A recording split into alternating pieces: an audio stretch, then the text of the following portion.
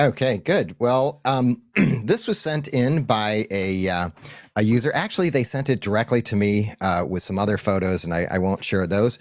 But at first, I was like, "Oh, that kind of looks like Utah."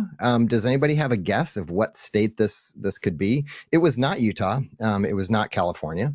And okay, I'll tell you. Let's see. Anybody coming in? It's Yellowstone, Colorado.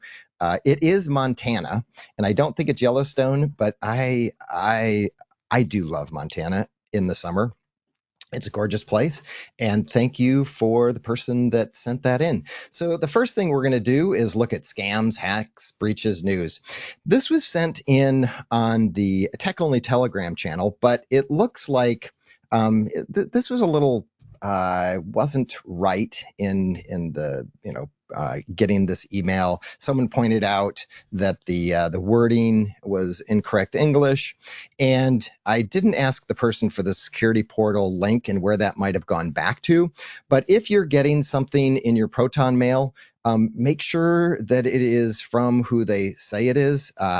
I'm guessing this was a scam, and just take a look out there and be safe. So the malware locks browsers in kiosk mode to steal Google credentials. A malware campaign uses the unusual method of locking users in the browser's kiosk mode to annoy them into entering their Google credentials, which then is stolen by the information stealing malware. Specifically, the malware locks the user's browser on Google's login page with no obvious way to close the window. As the malware blocks the escape and F11 key keyboard, the goal is to frustrate the user enough as they enter their Google credentials in the browser to unlock the computer. Once the credentials are saved, the stealers see information stealing malware steals them from the credential store and sends them back to the attacker. According to OA Labs researchers who uncovered this particular attack method, it has been used in the wild since at least August 22 of this year. So if you're locked in, it's probably malware.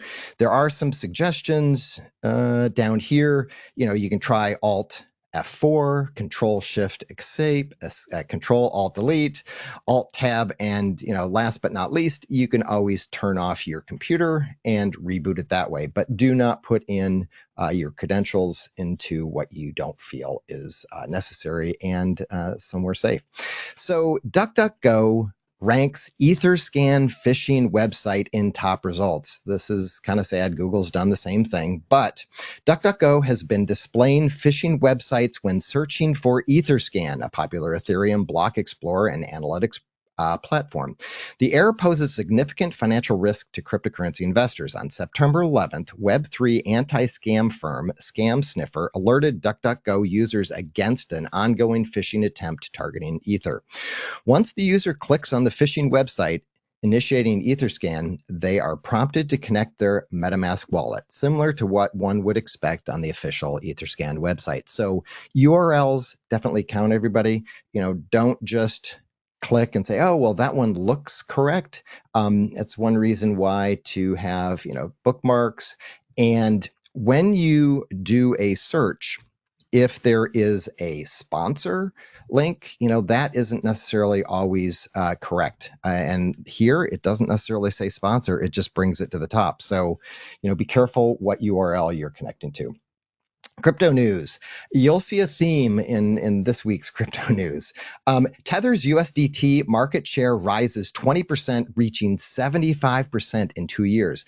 The world's largest stablecoin issuer generated around 400 million worth of revenue during the past 30 days. That's 400 million in revenue. I didn't know that they made that much. But Tether's US dollar denominated stablecoin now controls, and this article is wrong because 2/3 is not 75%. They need to go back to math class. 3/4 of the entire stablecoin market following significant adoption over the past 2 years. Tether has grown its market share from 55% to 75% over the past few years. Tether's USDT supply is 118 billion. And number two, Tether's market share is 75%. I just want to remind everybody that Paul Ryan, he gave an interview on Bloomberg. I think I covered it. And his comment was he wants to see the U.S. government well, he wants to see stablecoins take about 13 to 14 trillion dollars in U.S. debt and put it into stablecoin so that we can use it. And that's a lot. If you look at what Tether has right now, which is 118 billion. There's a lot of money that's going to be going into stablecoins, and that's going to change things. And it has. And Circle integrates USDC with national payment system of Brazil and Mexico. According to a September 17th announcement, the stablecoin is now available within the country's banking systems, the banking systems. The integration allows businesses to directly access USDC from financial institutions without international wire transfers, said Circle. Companies in the countries can use the stablecoin for corporate purposes and offer it to retail customers. Quote, eliminating the international wire can dramatically reduce the time it takes to access USDC from days to just minutes, releasing capital trapped in the lengthy settlement process, said the company. So yeah, when it's trapped in there for 3 days, someone's getting to use your money and it's not you. So USDC stablecoin expands to SUI network via cross-chain transfer protocol. Circle's USDC, the second largest stablecoin by market capitalization, is set to launch on the SUI network, a layer 1 blockchain. The co-founder and CEO of Circle confirmed that this news on September 17th, 2024, through repost of Twitter. Beyond and they, USDC is currently, I guess, on 15 different blockchains, but USDC will be integrated in the SUI network through the Cross-Chain Transfer Protocol, or CCTP, a permissionless utility that allows seamless transfers of USDC between blockchains via a process of native burning and minting. The CCTP facilitates interoperability, making it easier for users and developers to move USDC across various blockchains. When you get USDC on your blockchain, they've done their due diligence, and that means there's really some good hope for that blockchain. And now SEC charges 3 individuals, 5 companies with operating pig butchering scams. We've talked about this many times, and it's good to see that they're doing something about this. The enforcement actions are the first from the SEC alleging this type of crypto scam. The U.S. Securities and Exchange Commission has filed suit against the 3 individuals and 5 companies for allegedly operating a pig butchering scam. The 2 lawsuits filed Tuesday by the SEC's first enforcement action alleging this type of crypto scam, and comes one day before the U.S. House Financial Services Committee is set to hold a hearing on pig butchering scams. So pig butchering has gotten a lot of attention lately, and that's great.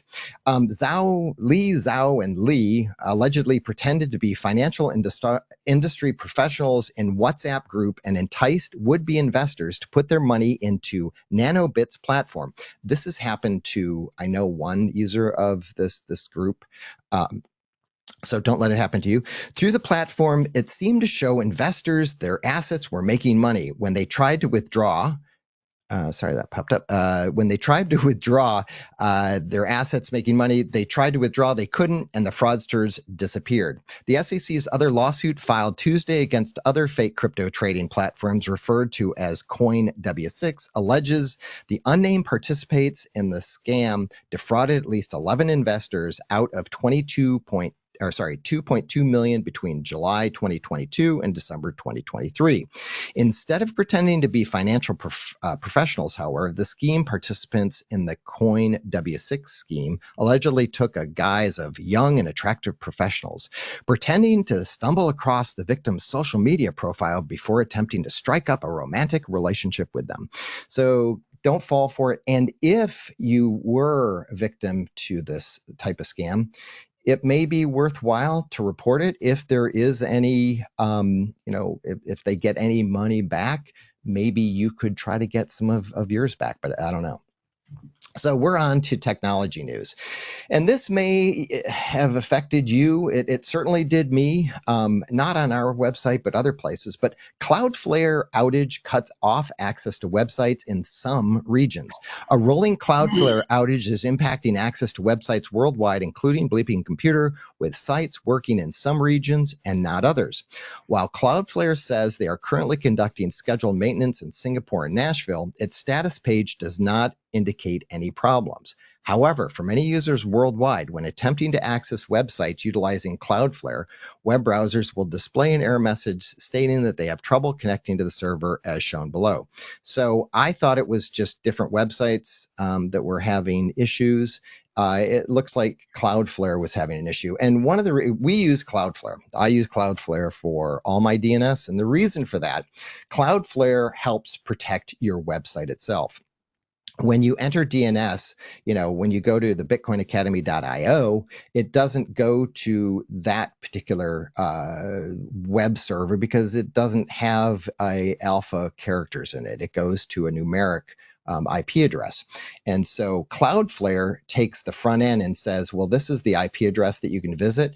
And on the back end, it protects our server IP address so that no one can attack us directly. And hopefully they can't find the exact IP address of the server to attack it directly. So Cloudflare is a great thing to use, but not when it has an issue. So this is another one that I just thought was really kind of interesting. And it may not pertain to you, but it may as you archive your information over the years. But the music industry's 1990s hard drives, like all hard drives, are dying. One of the things enterprise storage and destruction company Iron Mountain does is handle an archiving of the media industry's vaults. What has been seen lately should be a wake-up call. Roughly 1/5 of the hard drives dating in the 1990s is set to be entirely unreadable. Hard drives gained popularity over spooled magnetic tapes as digital audio workstations, mixing and editing software, and perceived downloads of tapes, including deterioration from substrate separation and fire. But hard drives present their own actual problems. Standard hard drives were also not designed for long-term archival use. Everybody just remember that. So if you have pictures, if you have things, just know that those spinny drives are not or should not be used for long term, maybe 3, 4, 5 years at the max, but make sure you move them to a different media, maybe a solid state drive, something like that. So it looks like, some masters are no longer masters and they can't, be found on the drives. So the end of free online services, how big tech struggle could change the internet.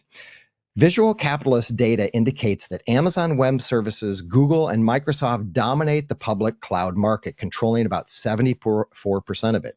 As cloud storage becomes increasingly expensive, Google has begun deleting old user accounts that have been inactive for over 2 years. I got a couple emails on that I hadn't been in some of the accounts, and they were going to be deleted. This step, according to Mental Outlaw, suggests that Google is running out of storage space, signaling a possible decline in the free online service model that many users have come to rely on. The shift could be driven by the financial burden on companies like Google, which historically offered free services in exchange for user data, allowing them to monetize through advertising. However, the rise in ad blocking software and privacy-centric browsers like Brave have limited the effectiveness of this business model. These tools prevent companies from collecting user data, thereby reducing the advertising revenue. The result is a strain on the business model that has been sustaining many tech giants' free offerings, leading to the likelihood that such services may no longer be free. Google's decision to delete dormant accounts aligns with the need to reclaim storage space, a move that Mental Outlaw reviews as a cost-saving effort. Google explained that the inactive accounts are more vulnerable to security threats as they often lack two-factor authentication. This security-focused rationale for deleting old accounts, however, may also be a part of a broader shift in which users can no longer expect unlimited free cloud storage. So just know that you may be paying for Gmail and other storages because big tech can't monetize you. Sorry.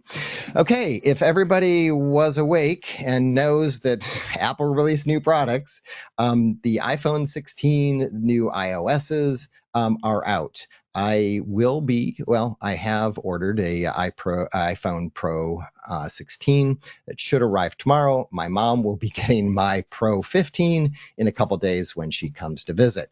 But, I will let you know how I feel. I haven't held one in my hand. I'd like to do that. I watched Tim Cook, and it seems like, it's not a big upgrade, but it's to the next one. But I think this is really cool because my husband has this issue when he goes into a crowded restaurant that's loud noises. It's hard for him. And I understand that, but Apple and he uses his Apple AirPods in situations like that. But there's going to be a software upgrade that will help him even more.